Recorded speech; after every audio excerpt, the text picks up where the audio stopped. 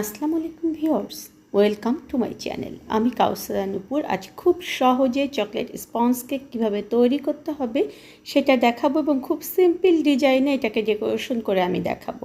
আজকে আমি আপনাদেরকে যে কেকটা তৈরি করে দেখাবো এটা হচ্ছে যারা চকলেট লাভার, যারা চকলেট পছন্দ করে তাদের জন্য। আসুন দেখে আসি এর একেবারে সহজ প্রসেস। যে কোনো কেক বানানোর আগে সবসময় ড্রাই যে ইনগ্রিডিয়েন্টসগুলো রয়েছে সেগুলো একটু চেলে নেবেন।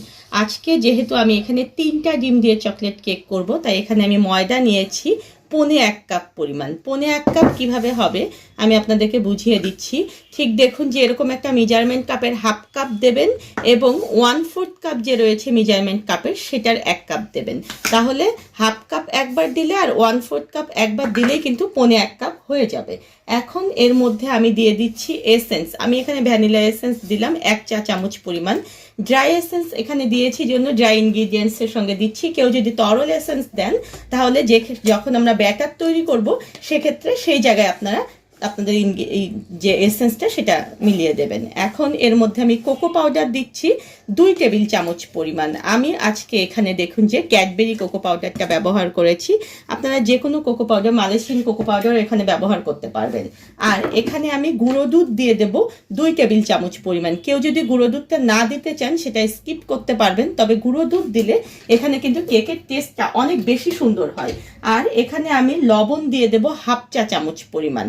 এখন এগুলোকে আমি 2 বার চেলে নেব। সবসময় মনে রাখবেন যে চকলেট কেকটার যে ইনগ্রিডিয়েন্টসগুলো, ড্রাই ইনগ্রিডিয়েন্টস, সেগুলো সবসময় 2 বার চেলে নেবেন। ভালো করে চেলে নেওয়ার পরে আবার একটু এভাবে করে নেড়ে চেড়ে মিলিয়ে নেবেন। নিয়ে এটাকে আমি সরিয়ে রাখছি।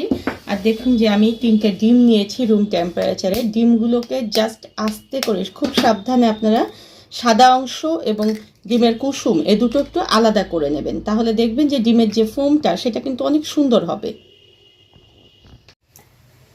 বিটারের একেবারে মাঝারি স্পিড দিয়ে আমি এখন এটাকে একটু সময় বিট করব।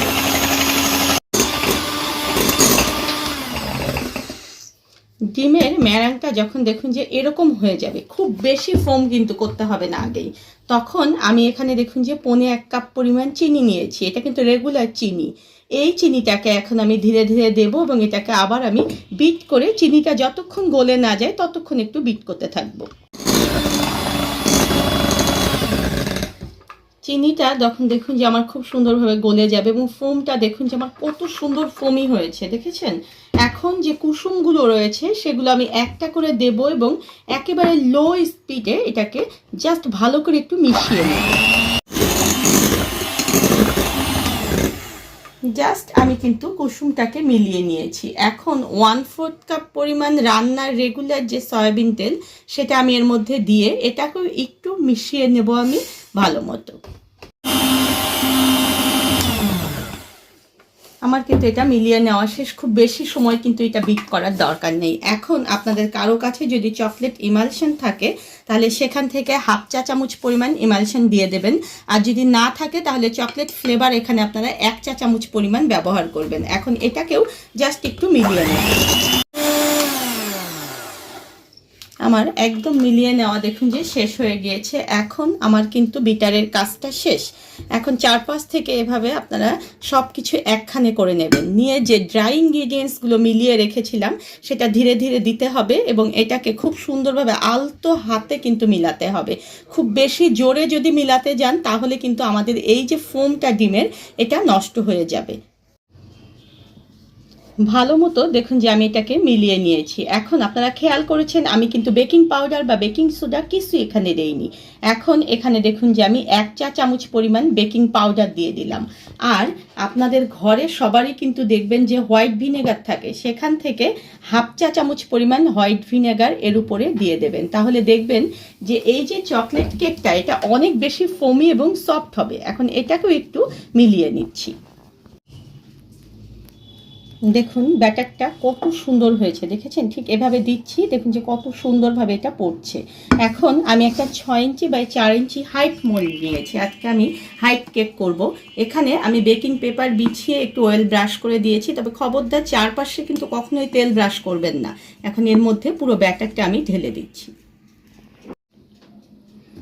ব্যাটারটা দেওয়ার পরে দেখুন যে একটু ট্যাপ করে নিয়ে আপনারা একটা কাঠি দিয়ে এভাবে একটু নেড়ে চেড়ে দেবেন, যাতে করে কোনো জায়গায় যদি ব্যাটার যাওয়া বাদ থাকে তাহলে পুরো জায়গাটায় ব্যাটারটা চলে যাবে। এবং এটাকে কিন্তু একটু ট্যাপ করে দিতে হবে, যাতে করে এর মধ্যে কোনো এয়ার বাবল থাকলে সেটা যেন ফেটে যায়। আমি ওভেনটাকে 180 ডিগ্রিতে 10 মিনিটের জন্য প্রিহিট করতে দিয়েছি। সেই প্রিহিটেড ওভেনের মধ্যে আমি 180 ডিগ্রিতে আপার এবং ডাউন দিয়ে সেখানে আমি 40 থেকে 45 মিনিটের জন্য এটা বেক করতে দেবো। 45 মিনিট পরে আমি কেকটাকে বের করে নিয়েছি। আমি একটা কাঠি ঢুকিয়ে আপনাদেরকে দেখিয়ে দিচ্ছি। দেখুন যে এটা একদম ক্লিন, তার মানে বুঝতে হবে যে আমার কেকটা হয়ে গিয়েছে। এখন এটাকে ঠান্ডা করে আমি আনমোল্ড করে নেব।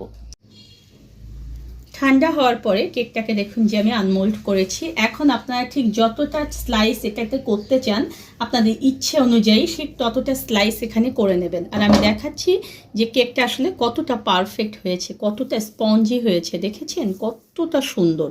ঠিক এই সেম ওয়েতে আমি কিন্তু আরও একটা কেক করে নিয়েছি, কারণ আমি আজকে কিন্তু একটু বেশি হাইটের কেক তৈরি করব। এখন এই সবগুলো আমি এইভাবে করে আগে স্লাইস করে নেব। দেখুন একটা অংশ আমি এভাবে দিয়ে এর উপরে আমি সুগার সিরাপ দিয়ে দিচ্ছি। আর সুগার সিরাপ বানানো কিন্তু মোটামুটি আমরা সবাই জানি যে একটু হালকা কুসুম গরম পানিতে চিনিটাকে গলে নিলেই সুগার সিরাপ হয়ে যাবে। ভালো মতো কিন্তু অবশ্যই এটাকে ভিজিয়ে দেবেন। এখন আমার চ্যানেলে দেখবেন যে কিভাবে হুইপ ক্রিম তৈরি করতে হবে, তার কিন্তু একটা ভিডিও রয়েছে, আমি ডেসক্রিপশন বক্সে সেটার লিঙ্ক দিয়ে দেবো। ঠিক সেই অনুযায়ী আপনারা ক্রিম তৈরি করে নেবেন। এখন এভাবে করে আমি একটু ক্রিম দিয়ে দিচ্ছি এবং একটা অংশের উপর পুরোটা দিয়ে দিচ্ছি। ঠিক এইভাবে করে প্রতিটা অংশ আমরা দেব, সুগার সিরাপ দেব এবং ক্রিম দিয়ে প্রতিটা অংশকে আমরা একসঙ্গে লাগিয়ে নেব। পুরো লেয়ারগুলো দেখুন যে আমি জুড়ে দিয়েছি। এখন ঠিক সাইডেও ঠিক এভাবে করে আমি দিয়ে দেব এবং পুরোটা অংশ জাস্ট হালকা করে আমি একটা লেয়ার দিয়ে এটাকে আমি 30 মিনিটের জন্য নর্মাল ফ্রিজে রেখে দেব। তারপরে উপরে আমি আরেকটা কোট দেব। 30 মিনিট পরে আমি এটাকে বের করে নিয়ে এসেছি। এখন এটা চারপাশে একেবারে পুরোটাই আমি ক্রিম দিয়ে একেবারে খুব সুন্দর একটা কোট দিয়ে দেব। এখন চকলেট গানাশ দিয়ে দিচ্ছি আমি এটার চারপাশে, এবং এটা কিন্তু আপনারা ঘরে খুব সহজে তৈরি করতে পারবেন। তার ভিডিও কিন্তু আমি আমার চ্যানেলে দিয়ে দেব, আপনারা খুব শীঘ্রই সেটা পেয়ে যাবেন।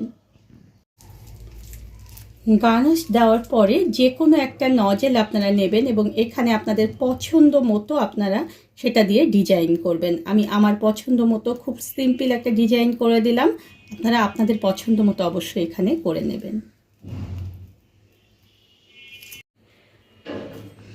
ডিজাইনটা আসলে আপনারা আপনাদের ইচ্ছে মতো যে কোনো নজেল দিয়ে করে নেবেন। আমি আজকে এখানে কিন্তু স্টার নজেল দিয়ে করলাম, আপনারা আপনাদের ইচ্ছে মতো যে কোনো নজেল দিয়ে করে নিতে পারবেন। এখন কিছুটা গ্রেট করা চকলেট দেখুন যে আমি এর মধ্যে দিয়ে দিচ্ছি। যারা চকলেট লাভার তারা কিন্তু এটা খুবই পছন্দ করবে।